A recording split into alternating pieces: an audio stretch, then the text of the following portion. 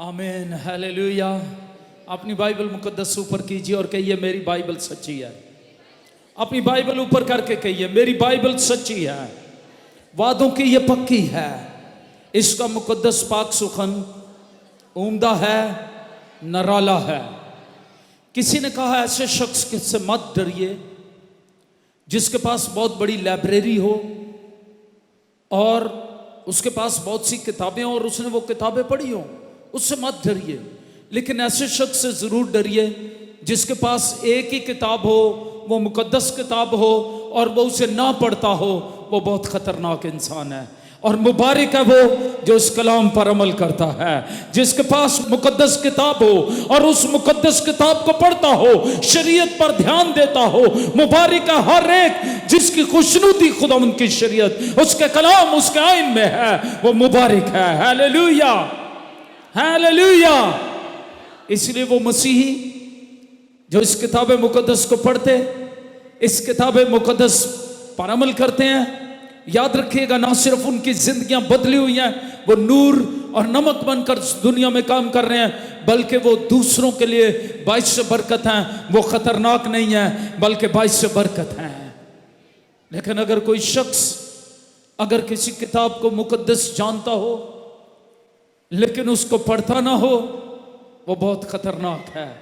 लेकिन वो मुबारक हैं जो इस बाइबल मुकद्दस को, मुकद्दस किताब को पढ़ते, इस पर अमल करते हैं, इसकी बातें जिंदगी बख्शती हैं। खुदा ने कहा मेरी बातें जो मैंने तुमसे की वो रूह भी हैं और जिंदगी भी हैं। ये जिंदगी देता है कलाम, ये इनकलाब लाता है कलाम, ये फतह बख्शता है, ये कलाम शिफा बख्शता है। क्योंकि ज़बूर 107 में लिखा है वो अपना कलाम नाजिल फरमा कर उन्हें शिफा बख्शता और उनको उनकी हलाकत से बचा लेता है। हालेलुया। आइए आज ज़बूर 107 देखेंगे। अपनी जगह पर तशरीफ रखिए और ज़बूर 107 यहां पर लिखा है, मेरे साथ मिलकर निकाल लीजिए ज़बूर 107। आज हम इसको थोड़ा सा तालीमी लिहाज से भी देखेंगे। आमीन। जब पहली आयत मुकद्दसा खुलती है ज़बूर 107 की, ज़बूर की 5 किताबें हैं। हम अक्सर कहते हैं ना एक ज़बूर में, ज़बूर की किताब में कितने ज़बूर हैं? किसी को पता है? 150। गुड बहन यस्मिन, 150 ज़बूर। एक ज़बूर की किताब में कितने ज़बूर हैं? 150 ज़बूर। इन 150 ज़बूर को 5 किताबों में तकसीम किया गया है और ये 5 किताबें ऐसे ही हैं जैसे इसफारे खमसा हैं, जैसे शरीयत की, तौरात की 5 किताबें हैं जो मूसा को खुदा ने दी।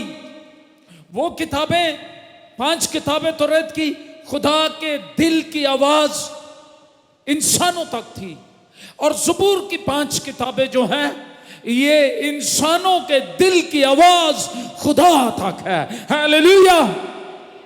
5 का अदद फजल का अदद है, याद रखिएगा। और यहां पर ये 5वीं किताब शुरू होती है ज़बूर 107 से। और इस 5वीं किताब को, जैसे तौरात की 5वीं किताब कौन सी है? इस्तिस्ना। कौन सी है? पहली किताब कौन सी है? पैदाइश, दूसरी खरूज, तीसरी एबार, चौथी गिनती और 5वीं इस्तिस्ना। इस्तिस्ना लफ्ज है, इसको ठीक पढ़ा करें। तो इस्तिस्ना का मतलब है दोहराई। तो ज़बूर 5वीं किताब जब 107 ज़बूर से 150 ज़बूर तक जाती है तो इसमें उन तमाम बातों की दोहराई की गई है। कोई कहेगा आमीन?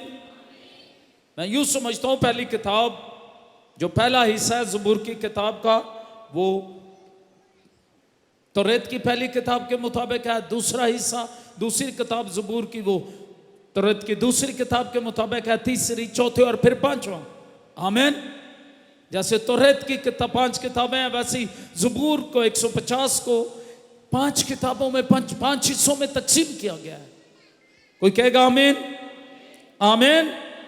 इसलिए याद रखिए खुदा की हजूरी में जब हम झुकते हैं, जब हम खुदा के कलाम पर ध्यान देते हैं, जब हम इस कलाम में डीप होते हैं, हम बरकत पाते हैं।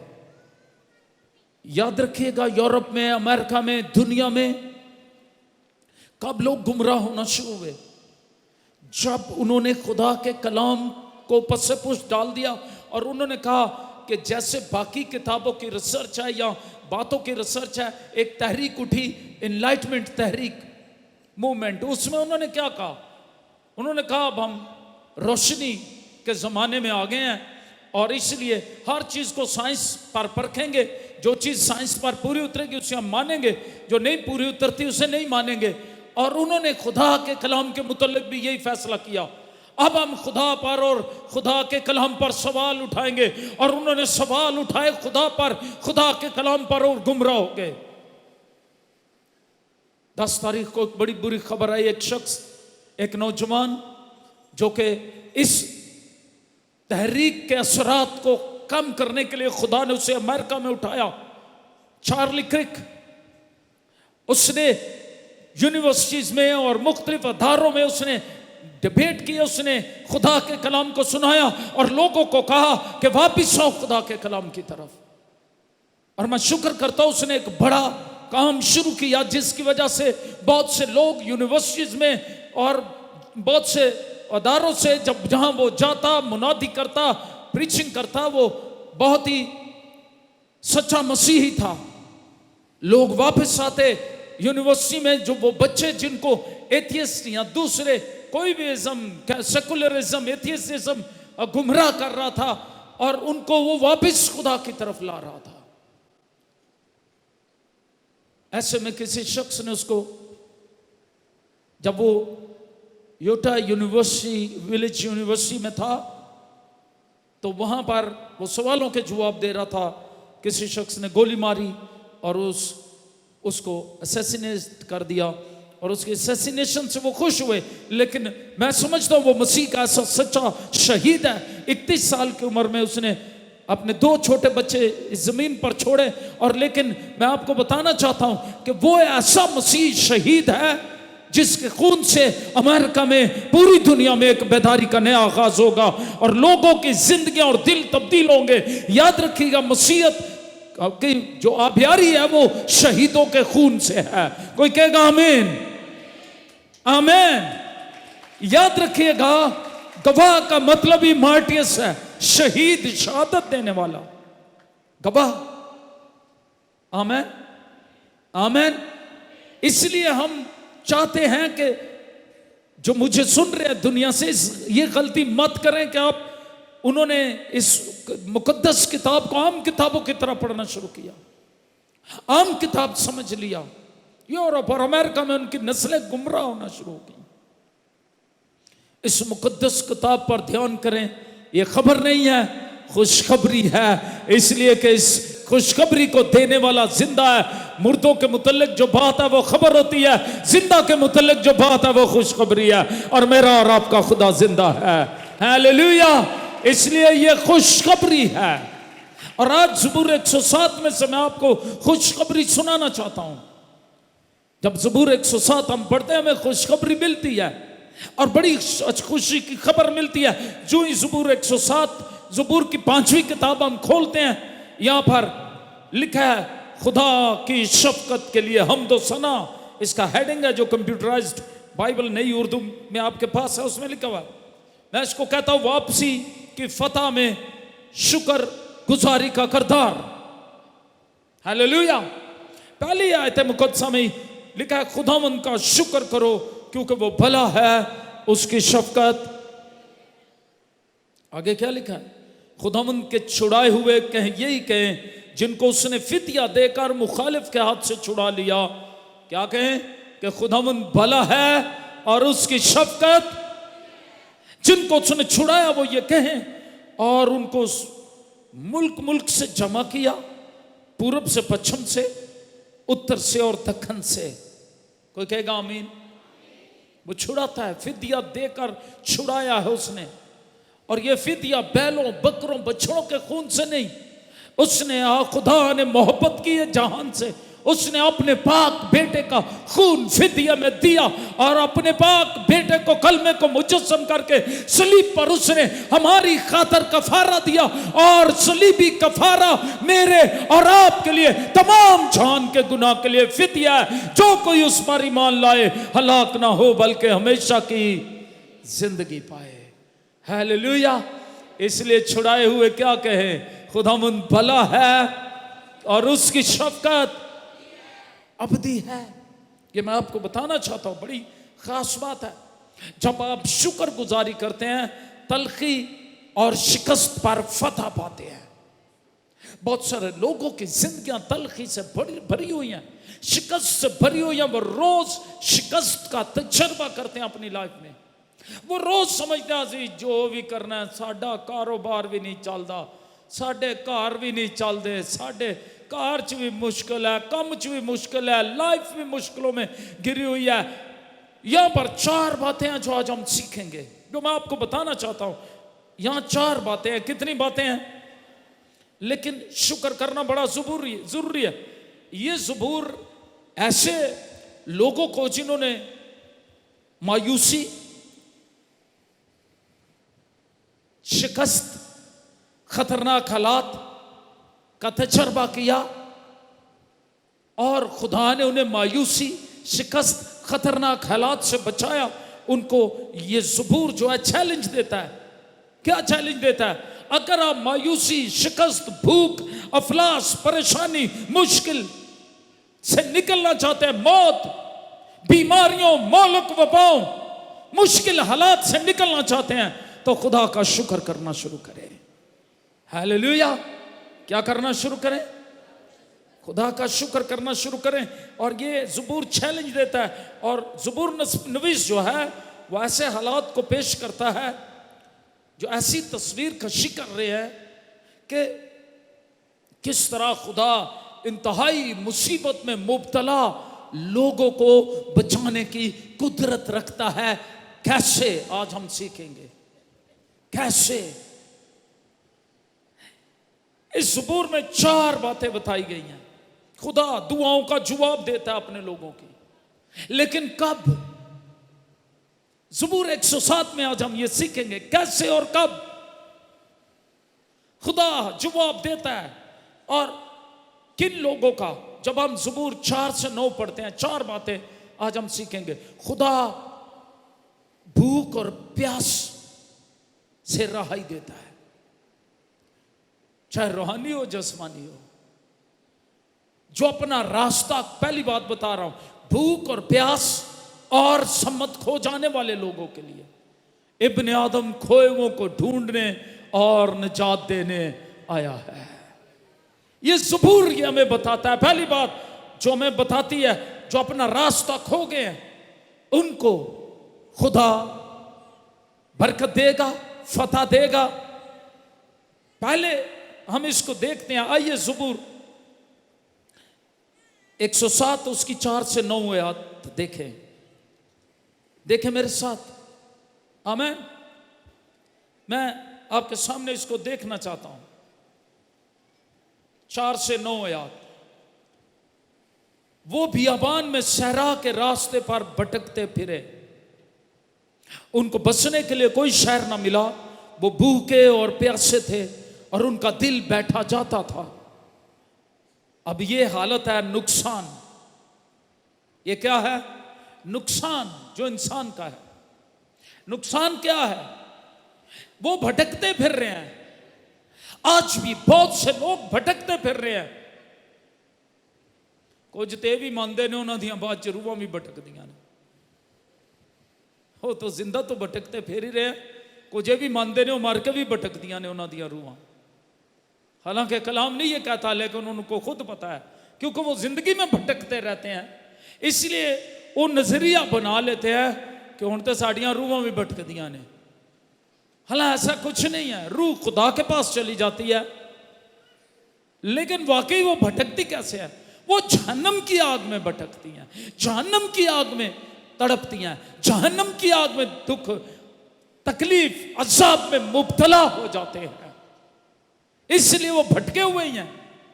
दर हकीकत हर शख्स जिसको सम्मत और रास्ता मालूम नहीं, दुनिया चैलेंज करके मैं आपको कहता हूं, वर्ल्ड को, व्यूअर्स आपको जितने लोग सुन रहे हैं, दुनिया को बताएं, हर वो शख्स जिसको खुदा तक पहुंचने का रास्ता मालूम नहीं, वो भटका हुआ है, उसकी रूह भटकी हुई है, लेकिन एक ही रास्ता है। यीशु मसीह ने कहा, राह, हक और जिंदगी मैं हूं, मेरे वसीले के बगैर कोई बाप के पास नहीं जा सकता। हालेलुया, राह मैं हूं। हालेलुया। लोग राह ढूंढ रहे हैं, हमें राह दिखा। यीशु मसीह ने आके कहा, राह, हक और जिंदगी। हालेलुया। लिखा उनको रास्ता ही मालूम नहीं, वो सहरा के रास्ते पर भटकते फिरे। यीशु मसीह जब इस जमीन पर आया, उसने भीड़ पर निगाह की और कहा, ये भीड़ उस रेवड़ की तरह, उनकी तरह जैसे भेड़ें बगैर चरवाहे के भटक रही हों, भेड़ें बगैर चरवाहे के। इसलिए उसने कहा, अच्छा चरवाहा मैं हूं। और अच्छा चरवाहा क्या करता है? अपनी भेड़ों के लिए जान देता है। हालेलुया। और फिर मुकद्दस दाऊद पुकारते हैं, वो कहते हैं, खुदावंद मेरा चुपान है, मुझे कमी। हालेलुया। हर एक भटके हुए इंसान के लिए आज खुशखबरी है। उसका नुकसान क्या है? वो भटकता फिर रहा है और वो भूखे और प्यासे, उनका दिल बैठा जाता है। मुबारक है वो जो रास्तबाजी के भूखे और प्यासे हैं, वो आसूदा होंगे। लेकिन जो रास्तबाजी को तलाश नहीं कर रहे, उनका दिल बैठा जाता है रोज। बिलीव करे, किसी कोई एक दिन भी उनके लिए खुदा पर ट्रस्ट का शायद दिन ना हो। ये ज़बूर खुदा पर ट्रस्ट की बात करता है। खुदा पर भरोसा करना सीख लें। एक है जो आपको राह दिखाता है। हालेलुया। कहा, मेरे वसीले के बगैर कोई बाप के पास। अगर दुनिया इनकार करती है, अगर आप रिफ्यूज करते हैं रोज इस रास्ते पर चलने से, तो याद रखिए आप भटक रहे हैं, आपकी रूहें भटकी हुई हैं। आपको मंजिल देता है और उसका नाम यीशु मसीह है। हालेलुया। उसे मंजिल मिल जाती है जिसको मसीह मिल गया। Praise the Lord. कोई कहेगा आमीन। अब ये नुकसान है, उनका दिल बैठा जाता है। तो अब उन्होंने क्या किया? क्या करना है आज दुनिया को? 4 दफा ये बात लिखी गई है। छठी आयत पढ़े, तब अपनी मुसीबत में उन्होंने खुदावंद से फरियाद की। मैंने कहा था क्यों, कैसे आप हासिल कर सकते हैं? दूसरी बात, मदद के लिए पुकार। पहली बात नुकसान, दूसरी बात मदद के लिए पुकार। उन्होंने किससे पुकार की मदद के लिए? तब अपनी मुसीबत में उन्होंने खुदावंद से फरियाद की। आज बहुत सारे लोग हैं, वो भटक रहे हैं, उनको राह मालूम नहीं है, उनकी रूहें भटक रही हैं। याद रखिए, हम रूहानी मखलूक पैदा हुए हैं। We are spiritual being. और जब तक हमारी रूह हमारे खालिक के साथ मुतमिन नहीं हो जाती, इंसान के दिल को चैन नहीं नसीब होता। इसीलिए यीशु मसीह ने कहा था, मैं अपना इत्मीनान तुम्हें देता हूं। मुबारक है वो जिनको ये इत्मीनान मिल जाता है। अगर आपके पास इत्मीनान नहीं है तो फिर आपको क्या करना है? तब अपनी मुसीबत में उन्होंने खुदावंद से फरियाद की और उसने उनको उनके दुखों से रहाई बख्शी।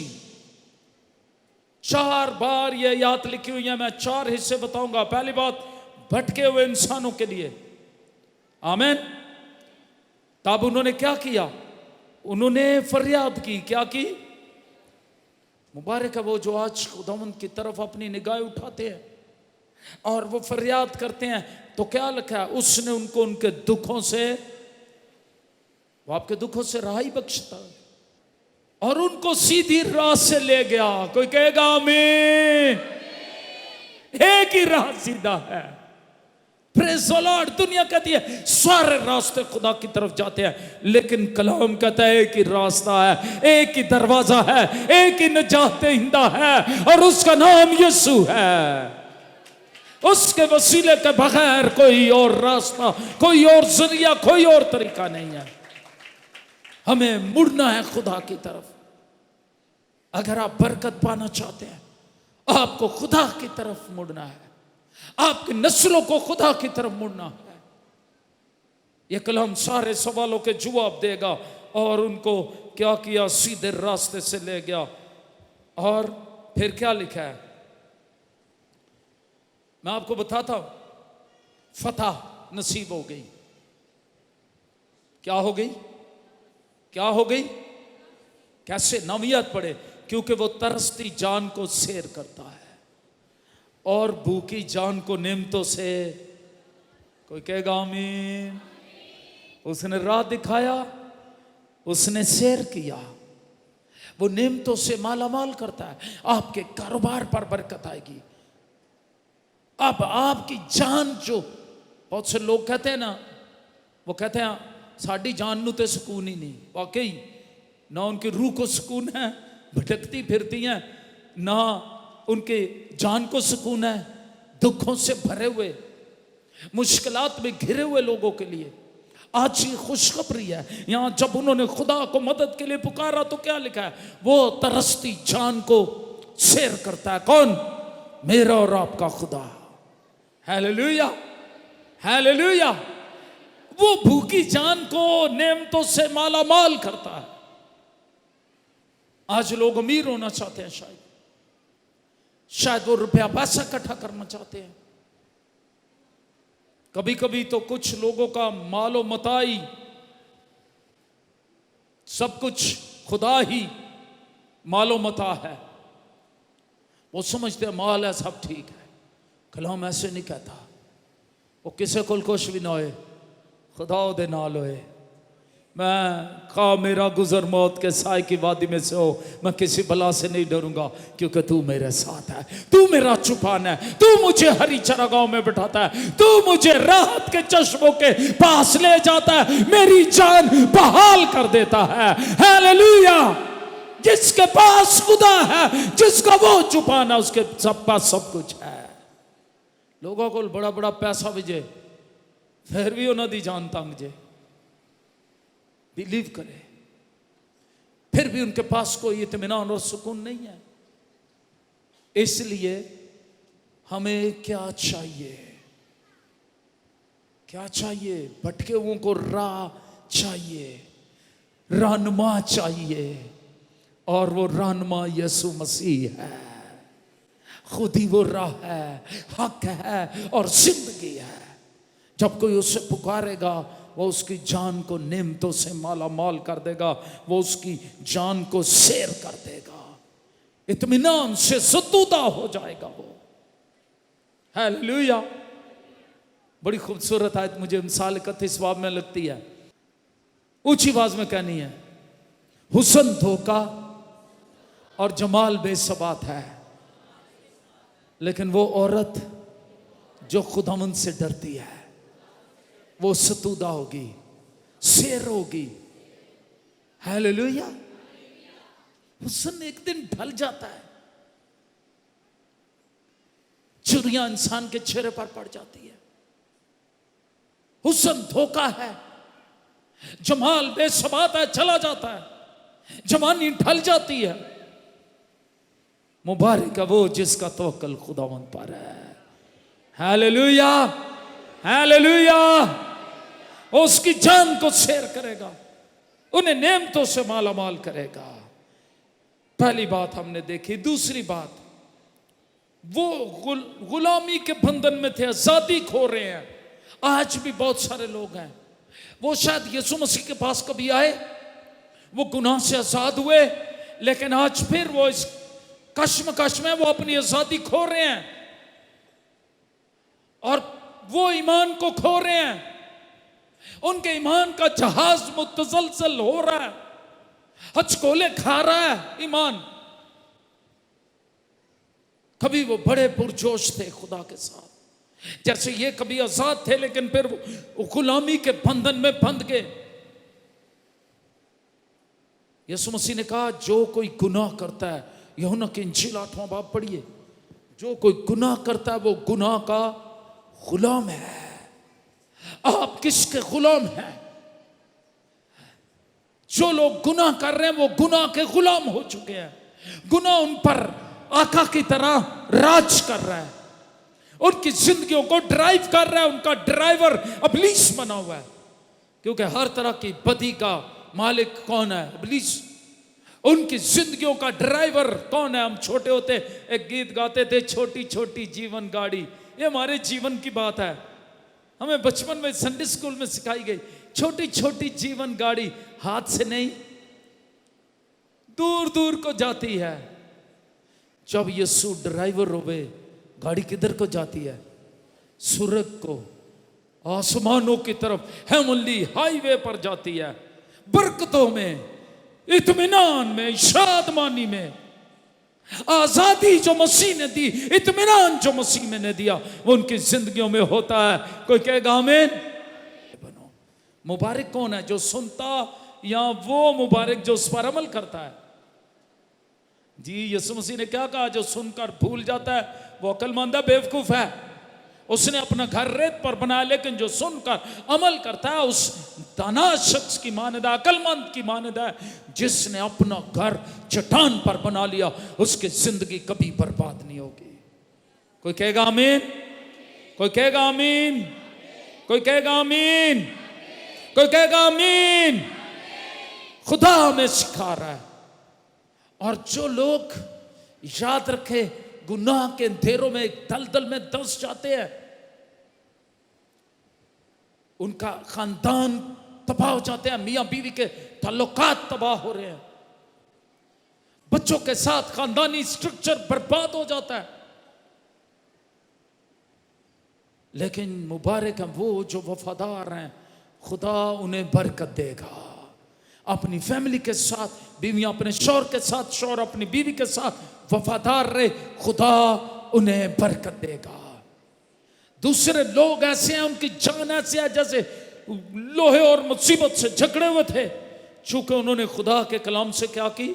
सरकशी की और हक ताला की मशवरत को हकीर जाना उन्होंने, इसलिए उसने उनका दिल मुशक्कत से आजिज कर दिया। अब वो आजिज हुए रहते हैं। आप उनको देखें और कहेंगे मेरे नाल ना गाल कर, मैं तो अगे बड़ा तांगी। आजिज ही उनके अंदर है, मुशक्कत से आजिज हैं। दूसरी आजिजी नहीं, अलीमी नहीं है, तंगी,